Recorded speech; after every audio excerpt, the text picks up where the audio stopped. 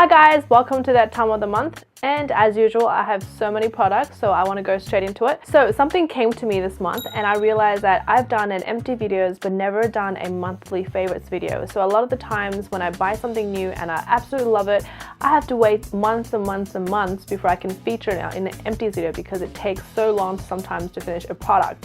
So I think why not do a separate video in the same series, basically my monthly empties, and then on top of that I'll do a monthly favorites featuring some of the products I've been using and loving absolutely for that month. It might be like a little bit repetitive because that product might appear a month later if not a year later, but I think that way at least I could be on trend. If you guys like that idea, please give this video a thumbs up. Let me know in the comments below.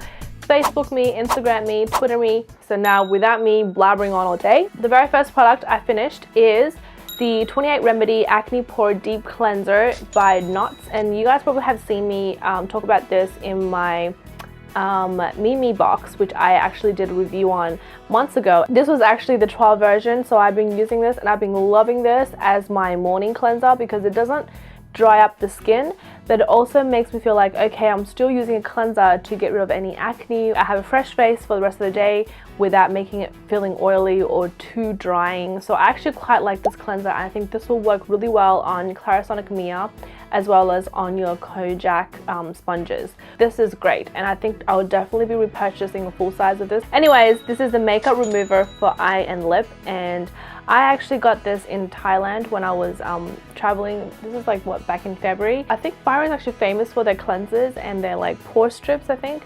However, I don't use their pore strips or cleansers, but I actually wanted to try their makeup remover because I needed one when I was traveling. It looks tiny, but I actually get a lot of product from this. This is great for removing waterproof mascaras, liquid eyeliners and things like that. I actually didn't like it at first because I felt like it gave me a greasy residue, but then I realized I wasn't mixing the product properly. So when you actually use this, you gotta shake it up quite well actually before you pour onto the cotton pad.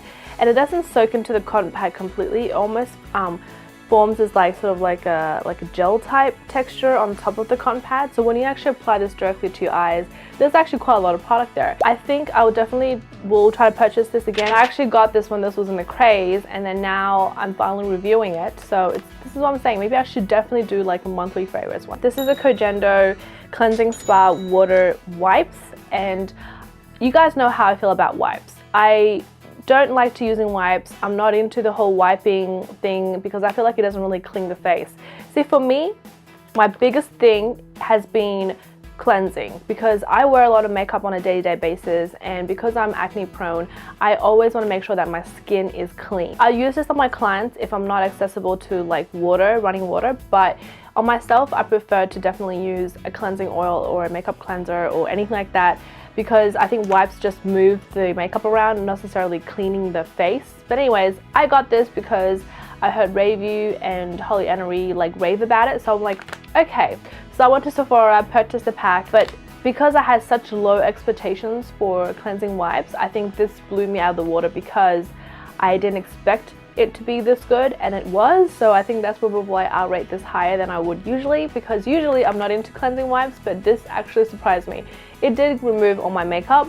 It doesn't, however, do waterproof mascara. I use a specific mascara remover to remove my waterproof mascara anyway. So once I apply that, I leave a few minutes and then I use this wipe to wipe everything off, and it does a pretty good job. I will actually reconsider using these wipes again when I'm not traveling. Speaking of Japan, unfortunately in New York we're not accessible to Daiso, but in Australia we have Daiso. Daiso is a store originated from Japan. Basically it kind of has everything that you can get under one roof at the price of $2.80 flat. So I've decided to go there and buy my cotton pads because cotton pads are like, these days are like $3 something, and over there I can get it for $2.80, so I thought might as well take advantage of that.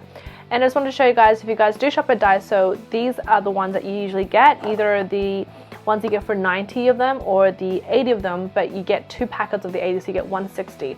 But however, the cotton pads in this one doesn't feel really nice. It actually sort of like disintegrates and deteriorates and pulls apart by the time you finish wiping it through half of your face. This one definitely feels more like a cotton pad. It doesn't break apart as easily, and it feels more luxurious on the face as well, whereas this one sort of feels a bit almost like it's really stringy, and it feels almost like plastic. It doesn't really feel like cotton tip. Definitely try for these, okay? I got this facial radiance pads by F.A.B. and I got this because it's obviously good for traveling. What it is it comes in a package like this, and it has like already a soaked cotton pads in there which are ready to use to help to exfoliate, tone and brighten. I really love the idea of this, having to travel with this as opposed to a bottle of toner and bring extra cotton pads to use. Especially when I'm like on the plane, I don't want to have to bring liquid. So I think this is awesome for traveling, and that the idea of it is fantastic, but I'm not so keen on the actual formula. I don't really feel like it does the toning or brightening. I feel like it does exfoliate a little bit, but not to the terms that I would like it to feel. Like, it doesn't make my skin actually feel good afterwards. It feels kind of wet, and after a while it actually smells really acidic. This is pretty much enough for you to travel for a good like 2 weeks, because you can use one for both day and night. I finished up the eyebrow liner by Uemura. I purchased this because I think this is when I was in Melbourne, and I just finished dyeing my hair, and I realized my brow pencils didn't match my hair because it was like super violet and super red. I think at that time it was like violety red, and this sort of is more leaning towards the red side, and I mixed that with my brown, so it kind of gave me the sort of ombre eye look that I was trying to achieve. I love the formula. I love the packaging. I like it how it's super sleek. I like how it just feels so luxurious. Obviously it is quite pricey, but this was the only brow pencil that I found that had the red to it that I liked, that wasn't super red. You can use the angled brow brush to sort of give you that nice finished brow look. So you can arch it, or you can mix the color in. So I actually do find that this design for this particular brow pencil is really good. I finished one of the Chanel's Perfection Concealer number 10. I love these concealers. I know you guys will see me finish up with the whitening one. Whitening one basically is the same as this one, but with whitening properties, helps to lighten, brighten the pigmentation. I love how it gives you such great coverage.